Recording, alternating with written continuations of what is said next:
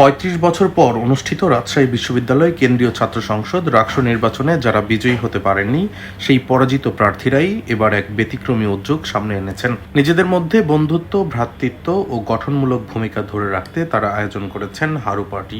শনিবার সন্ধ্যায় বিশ্ববিদ্যালয়ের সাবাস বাংলাদেশ মাঠে আয়োজিত এ অনুষ্ঠানে অংশগ্রহণকারী পরাজিত প্রার্থীরা নবনির্বাচিত প্রতিনিধিদের প্রতি সহযোগিতার হাত বাড়িয়ে দেওয়ার পাশাপাশি তাদের কর্মকাণ্ড তদারকির অঙ্গীকার ব্যক্ত করেন। আয়োজকদের পক্ষ থেকে জানানো হয়, হারু পার্টির পেছনে রয়েছে 4টি সুস্পষ্ট লক্ষ্য: নির্বাচিত প্রতিনিধিদের সর্বোচ্চ সহযোগিতা করা, তাদের কাজের গঠনমূলক সমালোচনা করা, রাকসুকে কোনো দলীয় উদ্দেশ্যে ব্যবহার করতে না দেওয়া এবং দেশ ও বিশ্ববিদ্যালয়ের কল্যাণে সক্রিয় থাকা তাদের লক্ষ্য।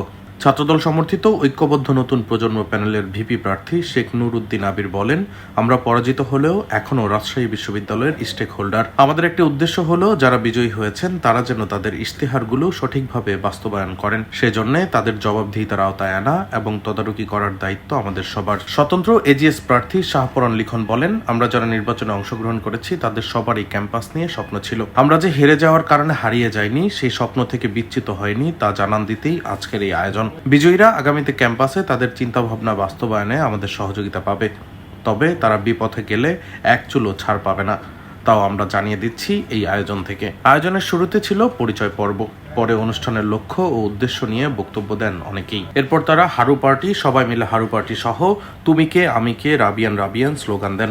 গত বৃহস্পতিবার রাজশাহী বিশ্ববিদ্যালয়ে দীর্ঘ ৩৫ বছর পর রাকসু হল সংসদ ও সিনেট ছাত্র প্রতিনিধি নির্বাচন অনুষ্ঠিত হয়।